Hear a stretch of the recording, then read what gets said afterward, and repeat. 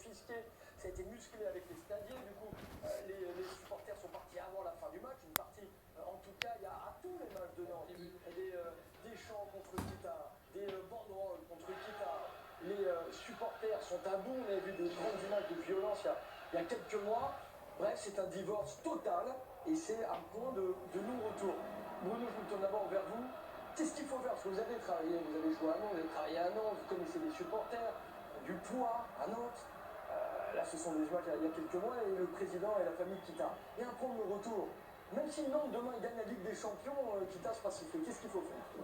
Ouais, c'est vrai, ça semble vraiment durer depuis le départ. Avant que j'arrive, il y avait déjà des soucis.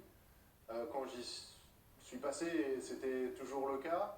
Et c'est vrai qu'à un moment donné, j'ai travaillé avec le président Kita et j'avais été moi-même un peu la cible de colibets comme ça, parce que justement j'étais avec le président. J'avoue que j'ai du mal à expliquer, je pense que c'est comme dans toute dispute, il y a un peu de chaque côté des fautes qui ont été commises, des maladresses très certainement, et qu'au final la situation semble assez compromise comme vous le dites. Je ne sais pas si c'est un point de non-retour, disons que forcément les résultats peuvent mettre un peu le mouchoir sur tous les problèmes qui peuvent exister, mais quand on voit qu'hier en fait ce qui s'est passé, on était au match avec Julien, et il y avait 3-0, et c'est à 3-0 qu'il y a commencé à y avoir un petit peu des échauffourées dans la tribune des supporters.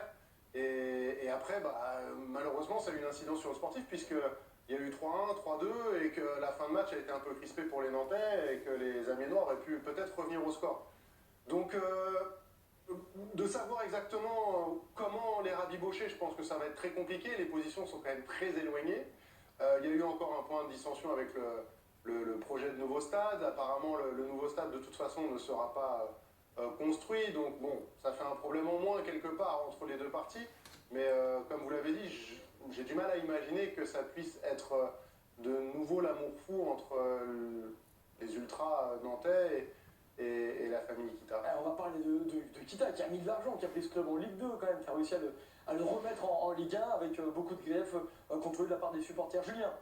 Oui, c'est pour rappeler aussi qu'il y a un avant football moderne et le football moderne pour le Football Club de Nantes. C'est vrai qu'on a eu l'habitude de parler du jeu à la nantaise, il y avait une sorte de continuité avec des entraîneurs qui y restaient très longtemps. José Arribas a passé 16 ans à la tête de l'équipe, Jean-Vincent 6 ans, Jean-Claude Suodo 2 passages, 12 ans au total, Reynaldo Noex 4 ans, il y a eu 8 titres de champion, il y a eu 3 Coupes de France, il y a eu des demi-finales de Ligue des Champions, des demi-finales de Coupe des Coupes aussi, et c'est vrai que c'est plus compliqué depuis 2007 et l'arrivée de Valdemar Kita, ça l'était déjà un petit peu avant, hein, pour être tout à fait honnête.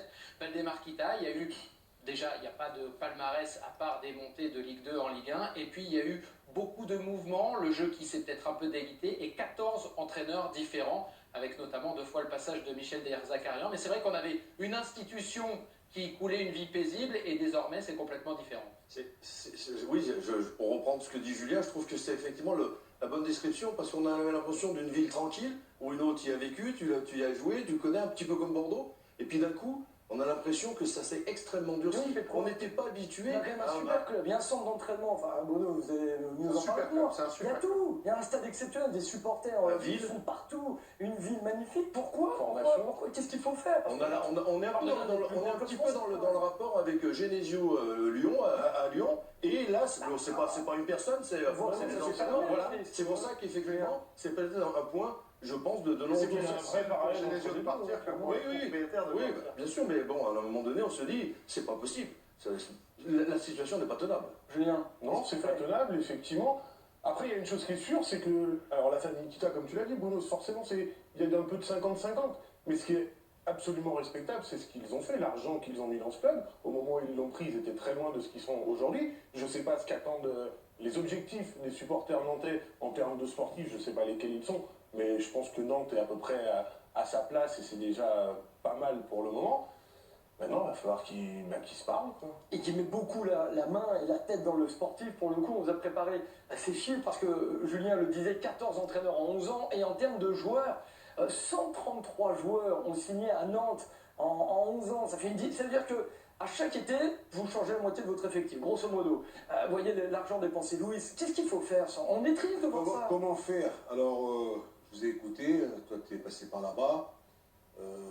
depuis que la famille Kita est arrivée, on sent qu'ils n'ont pas, dès le départ, réussi à s'adapter. S'adapter à l'ADN, à un club. Mettre des anciens peut-être de côté.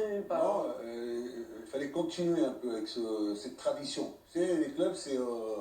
alors maintenant, avec les supporters, c'est assez tendu. Tendu, pourtant, cette famille, ce monsieur, Waldemar Kita, a quand même injecté beaucoup d'argent. Alors, l'a-t-il bien fait? L'a-t-il mal fait? Je ne suis pas là pour... faire ce qu'il veut, hein, chaque propriétaire, chaque personne. Mais moi, je pense que si on peut éventuellement encore récupérer, on arrive sur une fin de saison. Cette année, Nantes, il faut quand même se souvenir qu'il y a eu quand même un gros problème. Hein. Emilio Sala, ça a été quelque chose qui a vraiment touché. Maintenant, ce qu'il faut que la famille Waldemar Kita, il faut qu'il y ait des échanges, des réunions, de s'asseoir autour d'une table, de savoir... Ça a déjà été fait. Non, ça a déjà été fait, d'accord, mais tu peux t'asseoir avec un peu plus d'années passées, tu t'assois, tu discutes. Moi, je pense que si tu ne passes pas par un échange, il vaut mieux tu t'en vas et tu donnes les clés, quelqu'un d'autre vienne, mais je ne sais pas s'il y aura... C'est ce qu'il pourrait faire, c'est ce qu'il pourrait faire. Éventuellement faire, ces réunions. Quoi qu'ils disent, de toute façon, il y aura des reproches. Il y a même des menaces, parfois des menaces physiques, pour le coup, on a vu à travers les images. C'est ça qui est terrible, on ne parle pas juste d'un président qui a acheté un mauvais joueur, et puis voilà, on n'est pas content, et au bout de 2 matchs, on oublie. Et là, ça fait 11 ans que ça dure, et ça va durer encore 11 ans s'il le faut. Non, et c'est vrai que sa persévérance, elle est absolument incroyable, parce que, encore une fois, quand on est joueur de foot ou acteur, comme le président, on accepte les responsabilités, mais aussi les avantages et les inconvénients, c'est-à-dire être sur le devant de la scène et être parfois critiqué assez durement, menacé. Après, ce qui est difficile, c'est quand il y a toute sa famille qui peut être impliquée, menacée, et là, ça devient beaucoup plus compliqué. Donc, j'avoue qu'il est absolument incroyable, il a une force de caractère exceptionnelle pour résister à tout ça. Bien entendu qu'il a investi énormément, et c'est son argent à lui, hein, c'est pas l'argent des autres, C'est qui ça qui est ou quoi hyper que ce soit. responsable. Et puis bon, il a pris le club. Bon, moi à l'époque, il y avait de la D2, il est monté en Ligue 1, il a vraiment stabilisé en Ligue 1. Vous l'avez dit, il y a la Beaujoire, il y a la Genelière. C'est une institution, il y a une histoire. Après, je pense qu'il est vraiment attaché à ce club-là, il a vraiment envie d'aller au bout de ses idées. Pour abandonner maintenant, ce serait compliqué, mais c'est vrai qu'on imagine difficilement comment le climat puisse permettre au club de continuer de progresser et d'évoluer et de s'installer dans les... Oui, parce que ça va loin quand il y a ces perturbations en interne. Dans le recrutement, aujourd'hui, quand vous êtes joueur, je veux dire, c'est peut-être pas un choix qui va, si vous en avez d'autres avec des situations un petit peu plus stables, un peu plus calmes, Bruno, c'était un petit peu ton travail aussi par rapport à ça, et ça joue sur beaucoup de choses. Et pour l'entraîneur également, parce que Bien sûr. arrivé de Valladolid, il y a beaucoup de questions, et comment ça va se passer avec Kita, vous allez présenter vos joueurs, vos feuilles de match, faire valider. Oui, Julien, pour conclure. Il a quand même réussi à amener un entraîneur comme Claudio Ranieri du côté de Nantes, Waldemar Kita. Moi, je trouve sincèrement, alors même si bien sûr ils ont des torts, qui travaillent quand même plutôt pas mal dans ce club-là. Qu'est-ce qu'il leur est fondamentalement reproché par les supporters, vraiment? C'est quoi le C'est gros beaucoup de problème? départs, 187 départs, on l'a lu en 11 ans, bien des sûr. joueurs sont partis libres. Ouais, mais oui, mais ça, C'est surtout de négliger un peu l'histoire du club. il y a des anciens pourtant avec les ouais, équipes de jeunes, non? Il les a Il y en a pas écartés, il a un peu ouais, il a mis de côté des garçons qui sont ce qui est passés par là. reproché, que l'histoire soit pas suffisamment Exactement. perpétuée. Exactement. Après, c'est compliqué. Hein. Il y a des clubs comme ça qui sont assez compliqués avec des histoires fortes, comme Bien sûr. Strasbourg, où Marc Keller il a réussi un travail Exact. exceptionnel. Mais il y a vraiment une histoire qui est ancrée localement avec des lobbying très Mais forts. c'est des Il y a forces. Saint-Étienne aussi, où il y a quand même une histoire qui... Moins. Ouais, si, t'as une Il y a- époque. il y a un passé, mais Très, très moins. compliqué. Dans une période, on aurait pu intégrer des anciens du côté de Saint-Etienne, on aurait pu en mettre un peu plus. Il y a Dominique Rochereau, qui est un directeur sportif, mais il n'y a pas trop de présence. Mais c'est vrai que dans ces clubs-là, comme Nantes, Oui, mais on attend toujours. Bordeaux aussi, on peut dire Bordeaux aussi, qui n'arrive pas non plus à retrouver ce nouveau souffle. Mais Bordeaux, il faut qu'ils fassent très attention parce qu'on va les laisser finir la saison. Il va falloir qu'ils reconstruisent, qu'ils repartent. Et les supporters de Bordeaux peuvent éventuellement aussi se retourner. Écoutez justement Valladolid, parce que là pour le coup c'est un des reproches peut-être des anciens, là on a le joueur emblématique de Nantes, grand buteur, qui est aujourd'hui l'entraîneur, et il est prêt, pourquoi pas lui aussi, il en parlait hier, à parler avec les supporters. C'est dommage qu'on crée cette animosité, cette situation bizarre. Je ne sais pas, est-ce que je dois se mêler de ça pour essayer un petit peu amortiser, parler avec les gens comme ça. Je suis à leur disposition si vous voulez discuter avec moi. Je ne sais pas quelle opinion le président jamais parlé de ça, mais j'ai ressenti quelques animosités. J'ai vu de temps en temps Maderon qui ne sont pas toujours gentils. Bah, si je peux aider Football Club de Nantes, je suis venu pour ça. Tenez messieurs, avant de passer à notre d'accord, pas d'accord, encore beaucoup de choses à vous proposer d'ici 20h30. Petit quiz, ce sera le dernier. Non mais Louis, il est pour vous, c'est cadeau. Je te donne 5 points Ah, vous pouvez marquer beaucoup de points, Louis. Darren Tulette. 8 titres. Bah, on est réglo, bah ouais,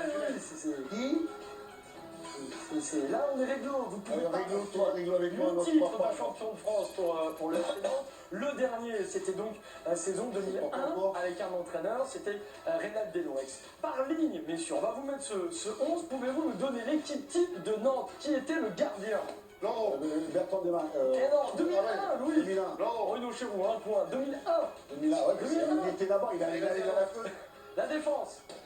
Olembé à gauche. Non, ouais, remplaçant. Éliminé. Non, éliminé. Ah si, Remplaçant. ah si, il y avait un titulaire qui Sylvain Armand. Oui, Armand. Arrière gauche, Sylvain Armand. Défense à 4. Savino dans l'axe. Avec Gilet. Non. Gilet, Savino. Non, Gilet, oui. Non. Fabry. Fabry, bien sûr. À droite. Fabry. À droite. Chanley. Non. Il n'y était plus. Qui c'est que je... Deroff. Non. Non, mais vous jouez. Les attaquants. Bruno. Donnez Patrice Loco, Nicolas Ouédet. Mais non, 2001. Oui, ça c'est 94-95. Stéphane Diani.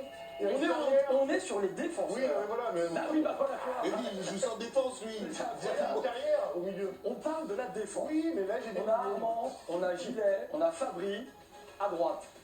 Putain, en plus, je devais l'avoir en face de moi à cette époque-là. Non, parce que j'ai pas les gauche. Je l'avais pris de pied, là, c'est. Ah bon? T'as jamais été les gauches, toi? De Lomo. Il y avait deux Lomo. Il est pareil à moi de mots. Mais je me souviens l'avoir pris de vitesse. Ah oui, le Lomo. Il y en a un. Allez, Laspal. Laspal était le latéral droit. Milieu de terrain, Julien Chaput. Gianni, Carrière, oui. Mathieu Berson. Mathieu Berson, Croix, un quatrième.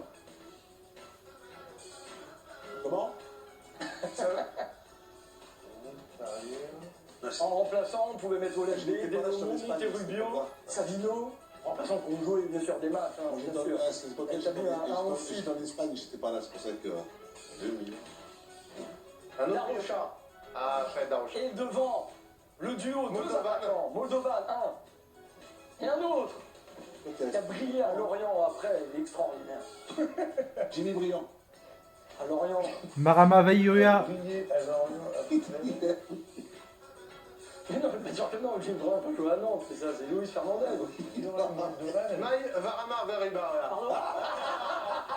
Marama Vaïuria, Bruno Chéreau, 15 points. Ce 11, champion de France 2001. Il était beau ce 11 pour le coup avec Moldovan, avec Marama Vaïuria et les remplaçants qu'on a cités, on vous l'a mis. Ce 11, il est beau, ce 11. Il est beau le lavabo. Il est beau ce 11. Non, d'accord, pas d'accord. Messieurs, on y va. Plusieurs choses à vous faire écouter. Regardez, on se met en place parce qu'il y a du Jardim, il y a du Mbaye.